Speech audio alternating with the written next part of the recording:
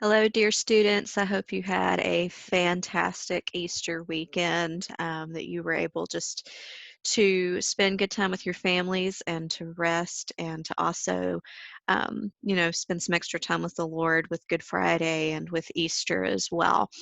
I want to start today off with prayer. I'm going to do something a little different with that. A professor of mine shared this with me. It's a prayer from early in the church. It's not a psalm. It's something written by an early believer. Okay, so it's not the same as scripture, but I want to read it today just as our prayer.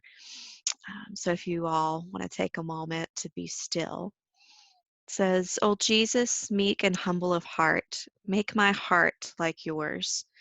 From self-will, deliver me, O Lord. From the desire of being esteemed, deliver me, O Lord.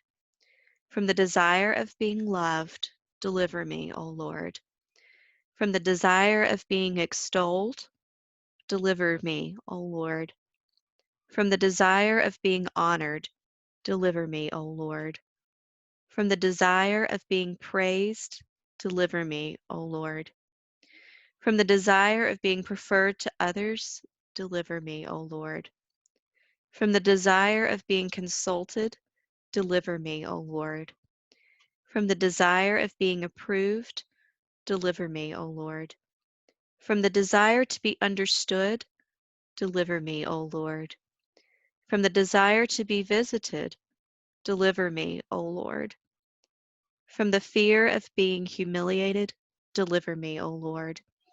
From the fear of being despised, deliver me, O Lord. From the fear of suffering rebukes, deliver me, O Lord. From the fear of being calumniated, deliver me, O Lord. From the fear of being forgotten, deliver me, O Lord. From the fear of being ridiculed, deliver me, O Lord. From the fear of being suspected, deliver me, O Lord. From the fear of being wronged, deliver me, O Lord. From the fear of being abandoned, deliver me, O Lord. From the fear of being refused, deliver me, O Lord. That others may be loved more than I, Lord, grant me the grace to desire it. That others may be esteemed more than I, Lord, grant me the grace to desire it. That in the opinion of the world others may increase and I may decrease, Lord, grant me the grace to desire it. That others may be chosen and I set aside, Lord, grant me the grace to desire it. That others may be praised and I go unnoticed, Lord, grant me the grace to desire it. That others may be preferred to me in everything, Lord, grant me the grace to desire it. That others may become holier than I, provided that I may become as holy as I should, Lord, grant me the grace to desire it. At being unknown and poor, Lord, I want to rejoice. At being deprived of the natural perfections of body and mind, Lord, I want to rejoice. When people do not think of me, Lord, I want to rejoice. When they assign to me the meanest or the lowest tasks, Lord, I want to rejoice. When they do not even deign to make use of me, Lord, I want to rejoice. When they never ask my opinion, Lord, I want to rejoice. When they leave me at the lowest place, Lord, I want to rejoice. When they never compliment me, Lord, I want to rejoice. When they blame me in season and out of season, Lord, I want to rejoice. Blessed are those who suffer persecution for justice's sake, for theirs is the kingdom of heaven. Okay. Again, remember you can send me your prayer requests through email or through the chat. I'm going to read one more thing. This is kind of our little devotional for the morning. It's from a book that I've read from already, The Four Loves, in the section on charity. This is actually a popular quote from this part of the book, and you may have heard of it before. And if you haven't, then it's, a great introduction. It says, "To love at all is to be vulnerable. Love anything, and your heart will certainly be wrung and possibly be broken. If you want to make sure of keeping it intact, you must give your heart to no one, not even to an animal. Wrap it carefully round with hobbies and little luxuries. Avoid all entanglements. Lock it up safe in the casket or coffin of your selfishness. But in that casket, safe, dark, motionless, airless, it will change. It will not be broken. It will become unbreakable, impenetrable, irredeemable. The alternative tragedy, or at least to the risk of tragedy, is damnation. The only place outside heaven where you can be perfectly safe from all the dangers and perturbations of love is hell. All right. So I picked that quote, one, because it is after Easter, but then also I think it ties in with what we're reading in the Count of Monte Cristo. So as we explore more of, what's going on inside of Edmund's own soul, maybe you can, come back to this quote from time to time. Okay, so today's work is to read chapters 25 through 27, do the guided notes, continue with your character keeper sheet. We will go over that on Wednesday, and I'll give you a few extra notes for that to catch you up, but go ahead and be doing that on your own.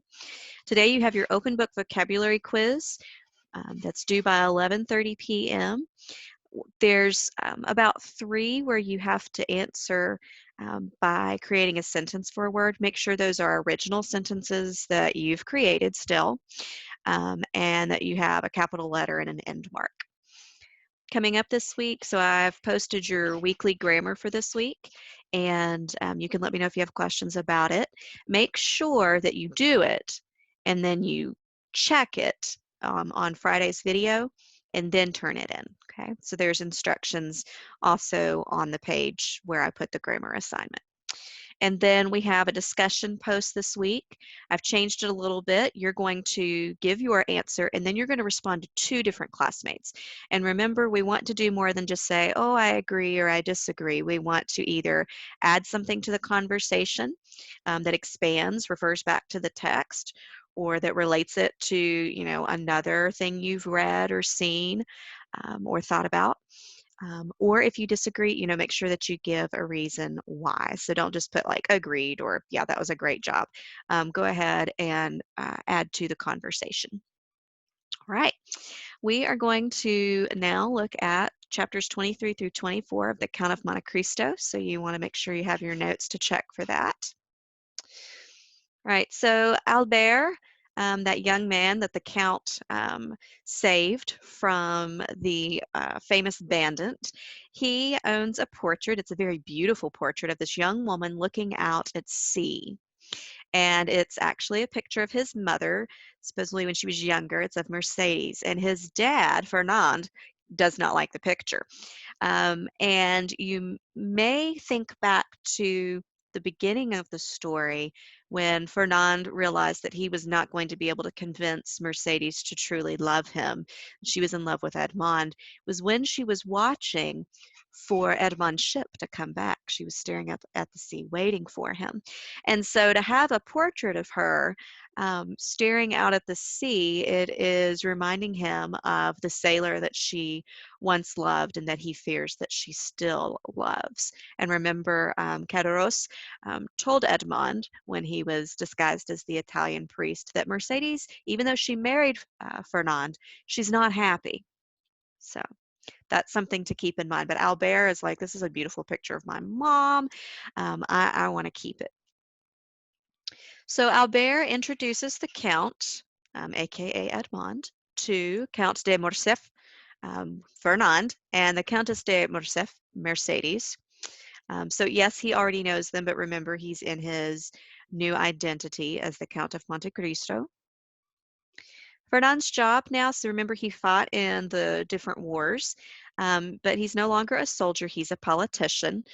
He's also a count, that's a high social status. So he's rich and he's powerful and he's in politics. Now, Madame de Morcerf, remember that's Mercedes, she has obviously gotten an upgrade as well in marrying Fernand. She has a reaction to seeing the Count. She becomes very ill, very pale, because she suspects that he's Edmond. There's something about his voice, something about the way he looks, even though other people are not recognizing him. She is picking up on it. You could call that woman's intuition. You could say that that's because she's still deeply in love with him. We'll just have to continue through the story before we finalize any conclusions. All right, in chapter 24, so the Count purchases a house in Auteuil, and his one of his servants panics about this and has, almost an all-out panic attack, and he's like, you can't get me to go into that house. And the Count questions him as to why. And we're going to find out the Count already knows why, but he has to keep up his identity. So I'm going to walk you through this. So Bertuccio, that's the servant that's panicking about the Count purchasing this specific house. And Bertuccio is panicked because it's the same house that used to belong to the Marquis de Saint-Marin, which would be Villefort's father-in-law. Now, Villefort did nothing for Bertuccio when his brother was murdered. Okay, so Bertuccio, during all of this political conflict, he lost his brother. His brother was murdered, and Villefort did nothing. So this is another time where we see Villefort not use his power to merit out justice. He's passive and, allows the unjust to get away with things. So Bertuccio, he vows to kill Villefort because you are the reason that my brother's murder is not avenged. You've done nothing. I will kill you. And he threatens him. And Villefort's men, they can't find him. Villefort has bodyguards.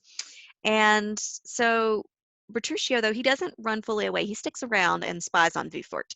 And he notices that Villefort regularly visits his father-in-law's home. So this is the one that the Count is purchasing. And when he visits his father-in-law's home, he notices that a pregnant woman meets him there. And the pregnant woman's not Villefort's wife. It's not his father-in-law's daughter. It's another woman. And so Bertuccio thinks this is going to be a good place to murder Villefort in the garden because it's a place that Villefort comes to secretly and regularly. Now, on one of these visits, when Villefort's there, and Bertuccio has decided to kill him, he stops because he notices that Villefort is burying a box. And he stabs him while he's burying this box, and then he steals the box. And when he opens it, he realizes that the box has this newborn baby that's blue in the face because it's been smothered. But then he discovers the baby is actually still alive. And so he does CPR, he revives this baby to care for it. And so he realizes that Villefort was trying to hide a scandal. This pregnant woman had given birth to the baby, and she and Villefort were trying to cover up the fact that they were cheating on other people. And so Villefort was trying to bury the baby that he thought that he had successfully killed. So yeah, pretty hard section to read, I'm sure, for a lot of us. Benedetto ends up being that baby. So Bertuccio and his sister decide to take care of this baby. Actually, Bertuccio tries to give this baby up to, drop it off at a church and say, okay, somebody's going to take care of this kid. And his sister finds out and she's like, we have to take care of this child. And so she goes and she gets him from the church. They raise him themselves. But unfortunately, Benedetto doesn't make the most of the fact that his life has been saved and people have adopted him. He's very cruel. And he even tortures and kills his adoptive mother, Assunta. So that's Bertuccio's sister. So Bertuccio has lost not just his brother, and then now his sister from the very boy that was cared for her when she grew up. So he's losing a lot of different close family members because of all kinds of crazy and cruelties and injustices. And they all tie back to Villefort. So Caderousse, meanwhile, and his wife and the jeweler, they actually connect. with Bertuccio as well. And that's how the Count ends up getting to know Bertuccio. So follow me on this part, okay? So we have Bertuccio goes back to smuggling to provide for his sister and Benedetto. So that's before Benedetto and his friends kill her. Um, so Bertuccio's smuggling in order to make money, and so he has to hide out, and he ends up hiding out at Cataros's Inn. And this was shortly after um, Edmond, as the priest, had, you know, given the diamond to Cataros and his wife. So Bertuccio sees Cataros and his wife interact with the jeweler, and there's some craftiness with Cataros and his wife debating what to do about the jeweler, if he's going to pay them enough, if they should murder him and take his money too. There's some conflict there, and in the middle of the night, Bertuccio hears this struggle. He hears a gunshot, and he finds both Madame Cataros and the jeweler dead. And Cataros had escaped with the diamond and the money. And right at that time, the military arrive, and Petruchio is arrested because it looks like he committed the murder. And so he is put into prison. He doesn't have a good alibi. So Petruchio is eventually released. And the way that that happens is Abbe Bussini. So if you remember, Abbe Bussini is the abbot that had appeared to Cataros and given him the diamond. That is one of Edmond's many disguises. Okay, so Edmond in disguise as Abbe Bussini ended up meeting with Bertuccio in prison. And after he hears the story of Vufort's murder, okay, of the infant child, he decides to speak up for Petruchio. So you have to understand that Edmund is playing two roles here, and he's really listening to the same story twice. So the first time he listened to the story was as Abbe Bussini. And the reason that Petruchio would have shared all of this information with Abbe Bussini is because Abbe Bussini is a priest. And so Petruchio was confessing all of his sins to him. And Abbe Bussini figured, if Petruchio is going to be as honest as he is about all of these other things, he probably didn't commit the murder because he admitted what he did do, what he didn't do, and he also had told the story of Vufort's murder and his own attempt to murder Vufort. So he believes him, and then Abbe Bussini puts Bertuccio in contact with the Count of Monte Cristo. Now, we know that that's because Abbe Bussino and the Count of Monte Cristo are the same person, but the story is, and the thing that Bertuccio believes, is just that these two guys had a connection, Abbe Bussini and the Count of Monte Cristo.